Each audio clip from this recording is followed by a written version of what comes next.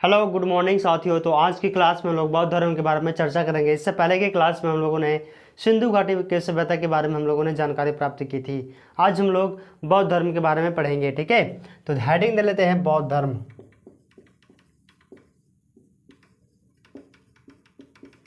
बौद्ध धर्म के बाबू इंग्लिश में बोलते हैं बुद्धिज्म, ठीक है। और यह जो बौद्ध धर्म है, बौद्ध धर्म के संस्थापक महात्मा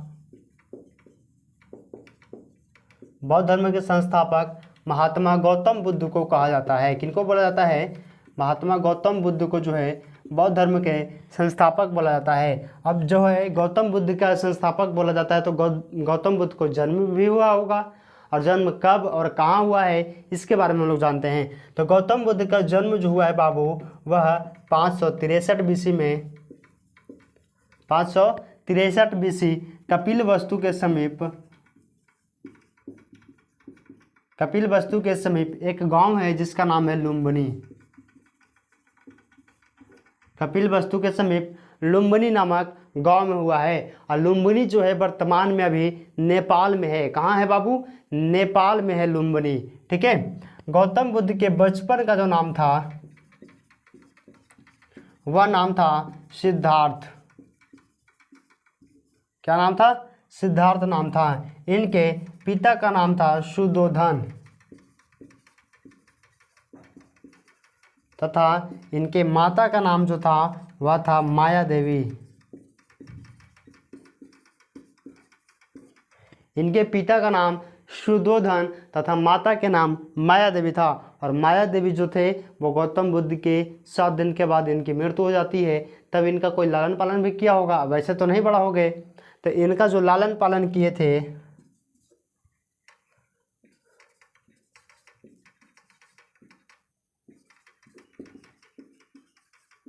लालन पालन जो किए थे वह किए थे प्रजापति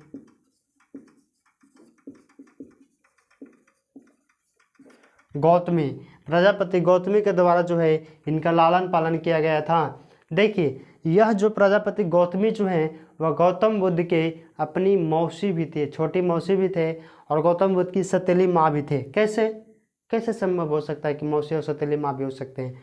तो देखिए, माया देवी जो थे वो इनके जन्म यानी कि गौतम बुद्ध के जन्म के बाद इनके 7 दिन के बाद मृत्यु हो जाता है। तब देखिए, घर में अगर अभी भी देखते होंगे कि घर में अगर 2 बहन है और बड़ी बहन की शादी हो जाता है और किसी कारणवश जो है बड़ी बहन की अगर मृत्यु हो जाता है, तो लोग समाज बोलते हैं कि आप अपनी छोटी पुत्री का विवाह अपने दामाद के साथ करा दीजिए ताकि आपका घर जो है वो बरकरार रहे और घर टूटे ना, ठीक है। तो उसी प्रकार का केस जो है यहाँ पे हुआ कि जब गौतम बुद्ध की माता की मृत्यु हुआ तो गौतम बुद्ध के नाना को जो है वो समाज ने बोला कि आप अपनी छोटी पुत्री का विवाह जो है शुद्धोधन के साथ करा दीजिए ताकि आपका जो नाती जन्म लिया है उसका भी अच्छे से लालन पालन हो जाए, अच्छे से देखभाल करे। अपनी मौसी रहेगी तो अच्छे से देखभाल करेगी। तो उसी प्रकार से जो है प्रजापति गौतमी का विवाह जो है शुद्धोधन के साथ हो जाता है। और गौतम बुद्ध का लालन पालन कौन करते हैं?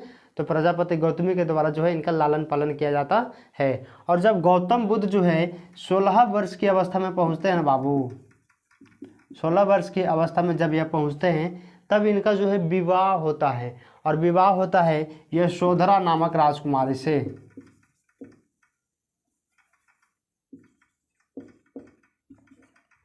यशोधरा नामक राजकुमारी से जो है गौतम बुद्ध का विवाह होता है। और विवाह होने के बाद जब गौतम बुद्ध 28 वर्ष की अवस्था में पहुंचते हैं तब इनको पुत्र धन की प्राप्ति होता है। और उस पुत्र का नाम जो है यह राहुल रखते हैं। क्या रखते हैं? उस पुत्र का नाम राहुल रखते हैं। और जब गौतम बुद्ध 29 वर्ष की अवस्था में पहुंचते हैं बाबू, तब यह सांसारिक समस्याओं से व्यतीत हो जाते हैं, परेशान हो जाते हैं और घर को त्याग देते हैं। परेशान इसलिए होते हैं कि ये सोचते रहते हैं कि आखिर आदमी का जन्म होता है, तो जन्म के बाद जब मृत्यु होता है तो मृत्यु के बाद आदमी जाता कहाँ है?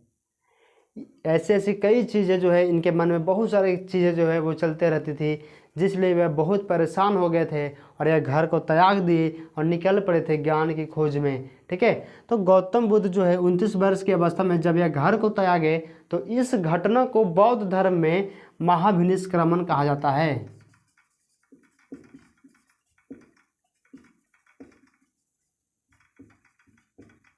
बौद्ध धर्म में क्या कहा जाता है?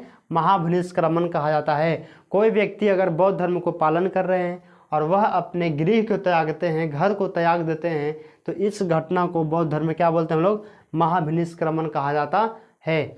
अब देखिए कि आगे देखेंगे कि गौतम बुद्ध जब घर को त्याग दिए थे 29 वर्ष की अवस्था में, तब यह 6 सालों तक बिना अन्न जल ग्रहण किए कठोर तपस्या के बाद इनको जो है ज्ञान की प्राप्ति हुई थी। तो 29 में अगर हम लोग 6 जोड़ते हैं तो आ जाएगा 35, यानी कि 35 वर्ष की अवस्था में जो है गौतम बुद्ध को ज्ञान की प्राप्ति हुई। कहाँ पे हुई? तो निरंजना नदी के किनारे, निरंजना नदी के किनारे पीपल वृक्ष के नीचे, पीपल वृक्ष के नीचे जो है इनको ज्ञान की प्राप्ति होती है। और जिस स्थान पे इनको ज्ञान की प्राप्ति होती है उस स्थान को हम लोग बोध गया के नाम से जानते हैं। किसका नाम से जानते हैं? बोध गया के नाम से जानते हैं। देखिए निरंजना नदी को हम लोग फल्गु नदी के नाम से भी जानते हैं।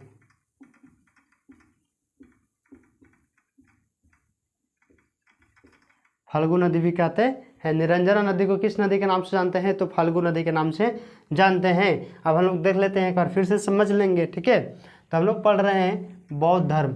तो बौद्ध धर्म के जो संस्थापक हैं बाबू, संस्थापक गौतम बुद्ध हैं। गौतम बुद्ध का जन्म 563 BC में कपिलवस्तु के समीप लुम्बिनी नामक गांव में हुआ था। कहाँ हुआ है बाबू? लुम्बिनी नामक गांव में हुआ है गौतम बुद्ध का जन्म। और इनके बचपन का नाम सिद्धार्थ था। इनके पिता का नाम शुद्धोधन तथा माता का नाम माया देवी था। और माया देवी के 7 दिन के बाद, इनके जन्म के 7 दिन के बाद मृत्यु हो जाता है। इसलिए इनका लालन पालन इनकी मौसी यानी कि सतीली माँ प्रजापति गौतमी के द्वारा किया जाता है। और गौतम बुद्ध जब 16 वर्ष की अवस्था में पहुँचते हैं तब इनका विवाह होता है यशोधरा नामक राजकुमारी से। और जब गौतम बुद्ध 28 वर्ष की अवस्था में पहुंचते हैं तब इनको पुत्र धन की प्राप्ति होती है, जिसका नाम ये राहुल रखते हैं। और जब गौतम बुद्ध 29 वर्ष की अवस्था में पहुंचते हैं तब यह अपने घर को त्याग देते हैं और निकल जाते हैं ज्ञान की खोज में। और इस घटना को बौद्ध धर्म में महाभिनिष्क्रमण कहा जाता है। और जब गौतम बुद्ध 35 वर्ष की अवस्था में पहुँचते हैं तब यह इनको जो है ज्ञान की प्राप्ति हो जाती है। कहाँ पे होता है? तो निरंजना नदी के किनारे, जिसे हम लोग फल्गु नदी के नाम से आज जानते हैं। निरंजना नदी के किनारे पीपल वृक्ष के नीचे, और जिस स्थान पे इनको ज्ञान की प्राप्ति हुई थी उस स्थान को हम लोग बोध गया के नाम से जानते हैं। इसके बाद बाबू हम लोग आगे बढ़ते हैं। तो इसका क्या कीजिए कि आप लोग पहले स्क्रीनशॉट ले लीजिए, उसके बाद हम लोग आगे बढ़ेंगे। आप लोग स्क्रीनशॉट ले लिए होंगे, तो हम लोग क्या करेंगे अब कि आगे बढ़ते हैं। तो इसको क्या कर लेते हैं, पहले मिटा लेते हैं।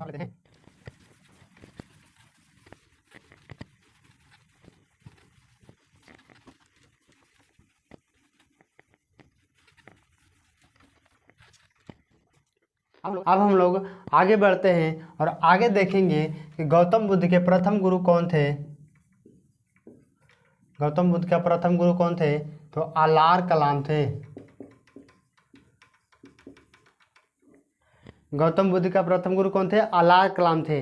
तो गौतम बुद्ध के प्रथम गुरु अलार कलाम थे, लेकिन यह जो है गौतम बुद्ध जो है वो अलार कलाम के पास कुछ ही दिन रुके थे। उसके बाद यहाँ से वे चले गए थे। और इनको जो ज्ञान की प्राप्ति हुई है वह इन्होंने स्वयं से प्राप्त किया है, खुद से प्राप्त किए हैं, ठीक है। और गौतम बुद्ध को जब ज्ञान की प्राप्ति हो गई थी तो इन्होंने प्रथम उपदेश जो दिए हैं, सबसे पहले ज्ञान की प्राप्ति हुआ तो सबसे पहले प्रथम उपदेश दिए थे, तो वह दिए हैं, प्रथम उपदेश सारनाथ में दिए थे। कहाँ दिए हैं बबुआ? सारनाथ में इन्होंने प्रथम उपदेश दिए हैं। अब जो है कि गौतम बुद्ध जब 483 BC में पहुंचते हैं तब इनका मृत्यु हो जाता है 80 वर्ष की अवस्था में। और कहाँ होता है? तो कुशीनगर में इनका जो है वो मृत्यु हो जाता है। कुशीनगर वर्तमान में उत्तर प्रदेश में स्थित है। और इस घटना को बौद्ध धर्म में महापरिनिर्वाण कहा जाता है।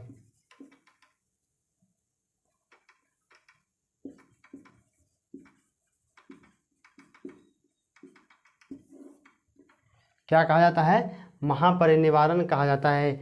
और कोई व्यक्ति हैं जो बौद्ध धर्म का पालन करते हैं और उनका मृत्यु हो जाता है तो उस घटना को बौद्ध धर्म में क्या बोलते हैं हम लोग, महापरिनिर्वाण बोलते हैं। तो देखिए गौतम बुद्ध का प्रथम गुरु कौन थे, आलार कलाम थे। यह प्रथम उपदेश इन्होंने कहाँ दिए ज्ञान के प्राप्ति के बाद, तो सारनाथ में दिए थे। इनका मृत्यु जो है 483 BC में 80 वर्ष की अवस्था में कुशीनगर में हो जाता है, जो कुशीनगर वर्तमान में उत्तर प्रदेश में है। और इस घटना को बौद्ध धर्म में महापरिनिर्वाण कहते हैं।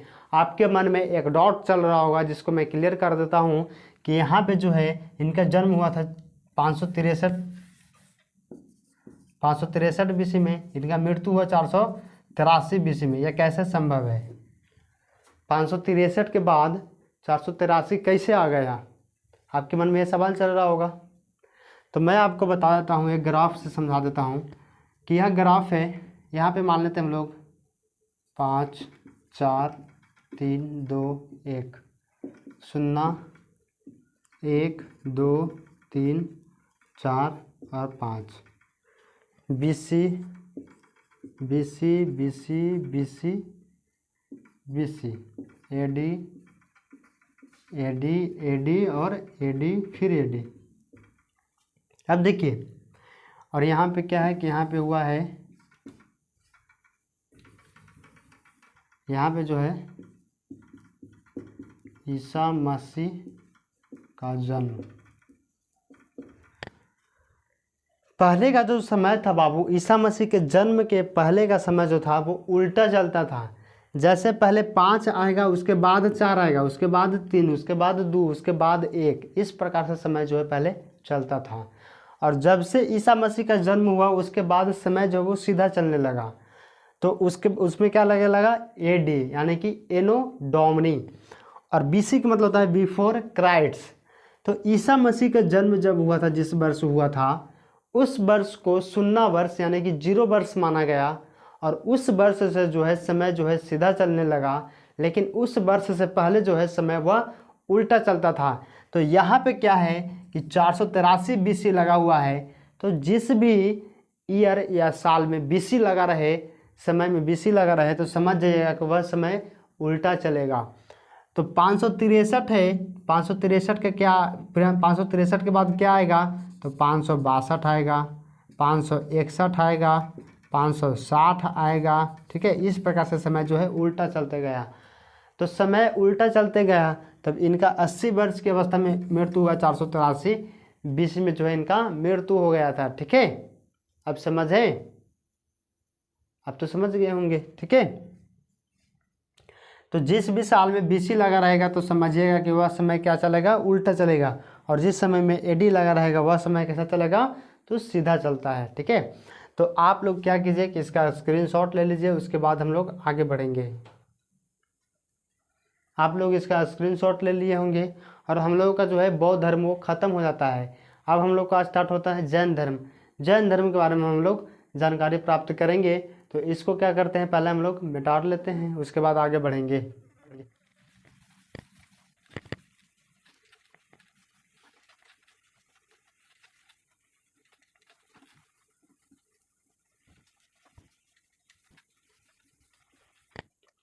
अब हम लोग आगे बढ़ेंगे जैन धर्म के बारे में। तो हेडिंग दे लेते हैं जैन धर्म।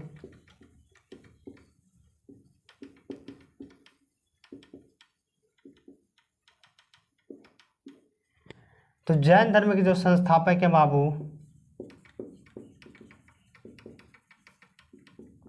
वह है ऋषभदेव।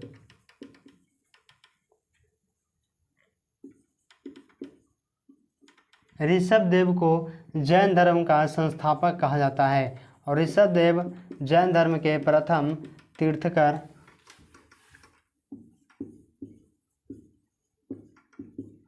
जैन धर्म के प्रथम तीर्थकर भी थे। तो देखिए, तीर्थकर के मतलब क्या होता है, तो वैसा व्यक्ति जिन्होंने अपने क्रोध, इच्छा, छल, अभिमान पे जो विजय प्राप्त कर लिए हैं उनको बोला जाता है तीर्थकर।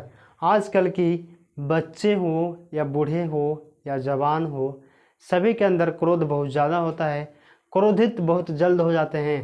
तो आखिर क्रोध को शांत कैसे करें, तो आपको मैं एक बात बताता हूँ कि मान लिया जाए कि कोई व्यक्ति जो है हमारे लिए गिफ्ट लेकर आया और मैं जो हूँ उस गिफ्ट को एक्सेप्ट ही नहीं किए, उस गिफ्ट को लिए ही नहीं, तो वह गिफ्ट किसके पास रह जाएगा? जो व्यक्ति लेकर आया है उसी के पास जो है वह गिफ्ट रह जाएगा।